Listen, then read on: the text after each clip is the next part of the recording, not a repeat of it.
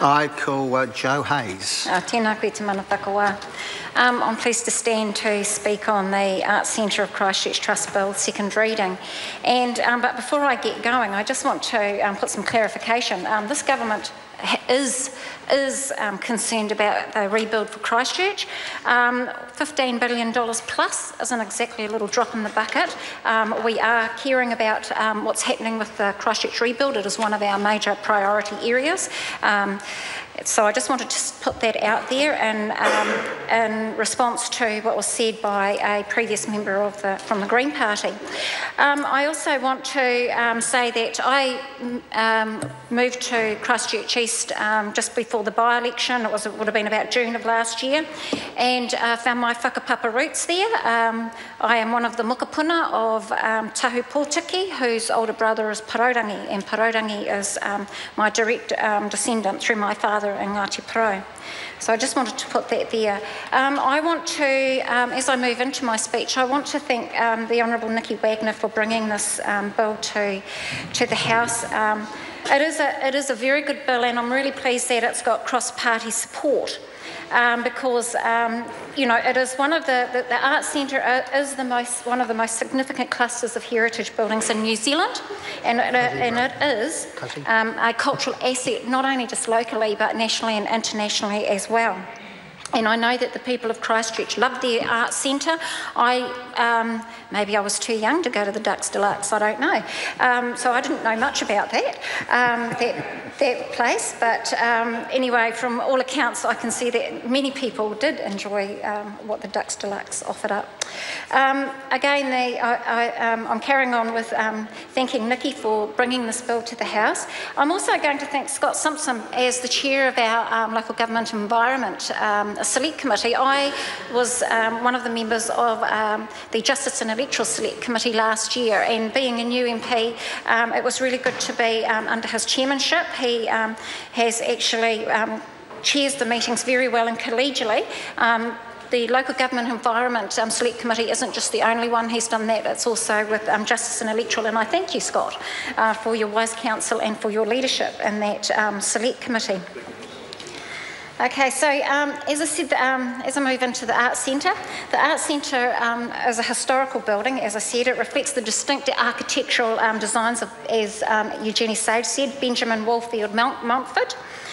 And it also, as I said, reflects the history of local education with a strong connection, obviously, to arts and science. Its main, I suppose, pupil or student was Ernest Lord Rutherford, and he completed his undergraduate degree there at Canterbury College, as well as most of his breakthrough research. So it has got a special place in the hearts of everybody who has used it. The Arts Centre Trust, which is the group that governs the Arts Centre, it was established in December of 1978 and incorporated under the Charitable Trust Act of 1957. As my colleagues have already outlined about the devastating 2010 and 2011 earthquakes that hit Christchurch, leaving 22 of the 23 buildings in need of repair, in dire need of repair. And so this is going to be a 7-year or $300 million, near on $300 million restoration program, which is currently underway. And as many have heard, our Select Committee met there a few months ago, and we were privileged to go through the Arts Centre. I was unable to go there. I had worn the wrong shoes, so I enjoy heading back to Christchurch to have a bit of a look through the building and its progress thus far. As I've said before, it is the largest heritage restoration building currently, not only here but currently in the world, and that is a significant milestone for New Zealand to have that project going. Not only does it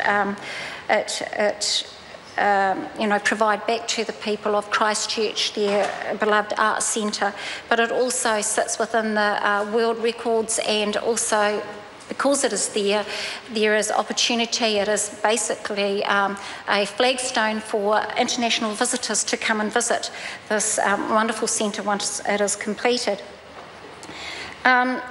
I just want to talk a little bit about the Trust Board and some of the impacts that the earthquakes have had on it. And so, you know, with the impact of the earthquakes, there has to be some changes or some adaptations within the Trust Board. Some of my colleagues have already talked about the skills-based board appointments, and they have a appointments committee with which to do that. I want to acknowledge Andre Lovett, the CEO, and Jen Crawford, the chair of the Trust, for the work that they have been doing and the work that lays ahead of them based on some of the clauses within this bill. And I want to move to some of the new provisions, some of the key changes set out in Schedule 2, which looks at the constitution of the Trust Board with some of the key changes. So some of the areas that I want to talk about within Schedule 2 are the new provisions for clauses 1 to 4.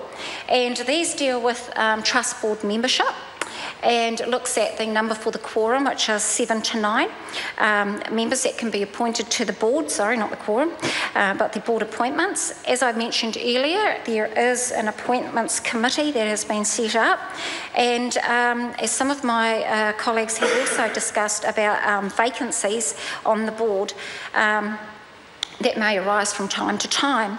And so some of the key stakeholders, the University of Canterbury, the Christchurch City Council, Heritage New Zealand, that's Pouhere Taonga, the Christchurch Civic Trust, the Papatupu Runanga of Canterbury, which I'm sure that my colleague Nick will talk a little bit more in depth about, the Christchurch Civic Trust, the Minister for Arts and Culture and Heritage, and other such local businesses and community organisations will have an interest in vacancies and the Arts Centre as it progresses.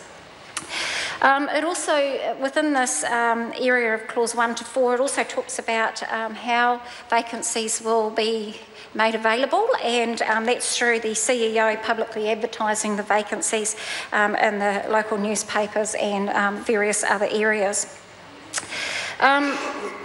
I want to talk a little bit now about the revised provisions relating to the procedure of the proceedings of the Trust Board, which is Clause 5. And this looks at a new requirement for the board to hold its annual or AGM, annual public meeting, where the conservation plan will be placed for input and or viewing.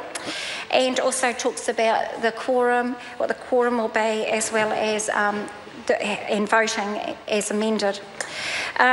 We've talked a little bit about revised provisions dealing with the accounts for the Trust Board and other areas. Mr. Speaker, I just want to talk a little bit about the new Clause 10A as the protection of members from liability, board members from liability, and that's really key because when you ask people to come onto boards and help to govern particular organisations, especially this one, it's a very key one for the community. We want to be able to protect them, and so the new Clause 10A puts in an ability for board members to be protected from liability or loss from the Trust, Mr. Speaker. And finally, 10B and C looks at indemnity. So, and I'm going to read this. So the new clauses 10B and C provide that each board member may be indemnified by the Trust against all actions, proceedings, claims, damages, losses, demands and costs, including legal costs and expenses suffered by or incurred by that member in connection to the Trust. And that is really key because when you start advertising for new board members, that is some of the things that they will be looking at, especially from a skill-based background, because they are professionals, they bring in their professional backgrounds or their community links, and they want to know that they are going to be safe within the board that they are representing their community. In closing, we're going to pay them. This clause, this new Clause 11 looks at providing for the remuneration of board members, and that's nice to be able to give them something that, in recognition of the skills that they bring to this, to their role as Trust Board members of the Christchurch Arts Centre. Mr. Speaker, I'm again very proud to be standing and speaking on behalf of government supporting the Arts Centre of Christchurch Trust Bill. Kia ora. I call Porter Williams.